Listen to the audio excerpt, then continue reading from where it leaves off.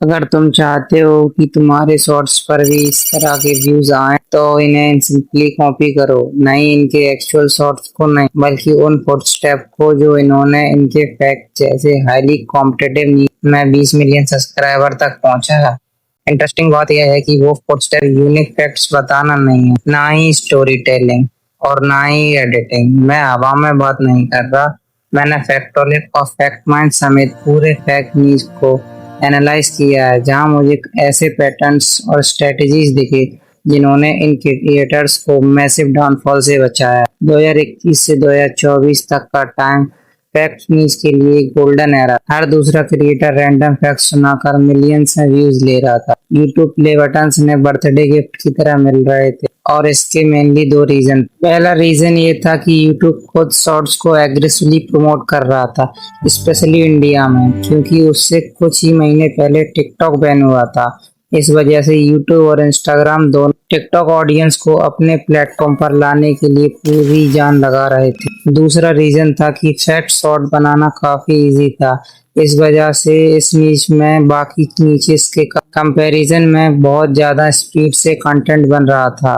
और अगर ऑडियंस एक बार फैक्ट्स वीडियो देखना शुरू कर दे तो इनके पास देखने के लिए कंटेंट खत्म ही नहीं होता। और एग्जैक्टली यही चीज यूट्यूब शॉर्ट्स को चाहिए। साथ ही ये नीच एवरग्रीन और एडेक्टिव होने की वजह से ट्रेंडिंग बन गया है और लगभग 2 साल तक यूट्यूब शॉर्ट्स पर राज करता रहा। इस दौरान फैक्टोलिक और फैक्ट माइंड जैसे क्रिएटर भी ग्रो हुए, जो बाकी क्रिएटर्स की तरह रैंडम फैक्ट ही सुना रहे थे। लेकिन असली कहानी तब शुरू हुई जब 2024 का एंड और 2025 की शुरुआत आई। फैक्ट न्यूज का ट्रेंड धीरे धीरे गिरने लगा, लोग फैक्ट कंटेंट से बोर होने लगे। रिजल्ट यह हुआ कि हंड्रेड्स ऑफ फैक्ट चैनल्स के व्यूज डाउन होने लगे। जो चैनल्स जितनी तेजी से ऊपर गए थे उतनी ही आसानी से नीचे भी आ गए। लेकिन इंटरेस्टिंग बात यह है कि फैक्टोलिक और फैक्ट्स माइंड जैसे कुछ क्रिएटर डाउनफॉल का शिकार होने की जगह कंटिन्यूसली ग्रो करते रहे, और इसका सबसे बड़ा रीजन था कि इन्होंने सिर्फ कंटेंट बेस्ड चैनल रहने के बजाय पर्सनैलिटी बेस्ड चैनल बनाया।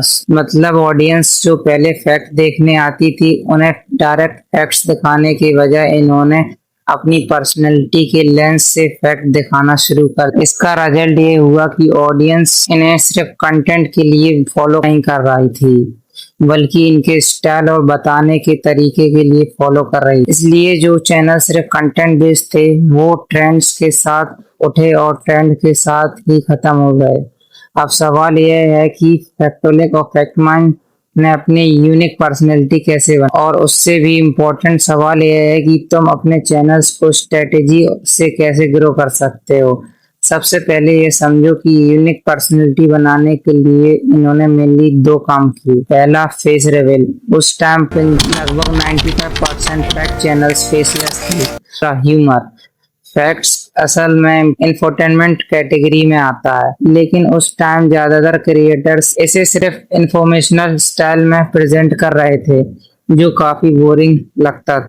यहीं पर फैक्टोलिक्स और फैक्टमाइंड ने अपने कंटेंट में ह्यूमर ऐड किया और फैक्ट को ज्यादा एंटरटेनिंग बनाया, और यह इतना इफेक्टिव था कि तुम खुद देख सकते हो आज भी कुछ नए चैनल्स इसी स्टाइल का यूज कर रहे हैं। लेकिन इससे भी इम्पोर्टेंट बात समझो, आज के टाइम अगर तुम्हारे फैक्ट्स चैनल ग्रो करना है तो तुम्हें कुछ यूनिक करना पड़ेगा, बिल्कुल वैसे ही जैसे फैक्टोलिक और फैक्ट माइंड ने फेस रिवील करके किया। कंपटीशन आज पीक पर है और ऑडियंस रिटेंशन ग्राउंड पर। सोचो, लोग तुम्हारे फैक्ट क्यों सुनेंगे जब फैक्टोलिक और फैक्ट माइंड जैसे ट्रस्टेड क्रिएटर ऑलरेडी फैक्ट्स सुना रहे हैं। तुम तभी स्टैंड आउट कर पाओगे जब अपना खुद का यूनिक पर्सनैलिटी ऐड करोगे। पॉइंट सिंपल है, तुम्हें पूरा कंटेंट यूनिक बनाने की जरूरत नहीं है, सिर्फ एक चीज यूनिक बनाओ, चाहे वो विजुअल्स हो, साउंड हो, स्टोरी टेलिंग हो, प्रेजेंटेशन स्टाइल।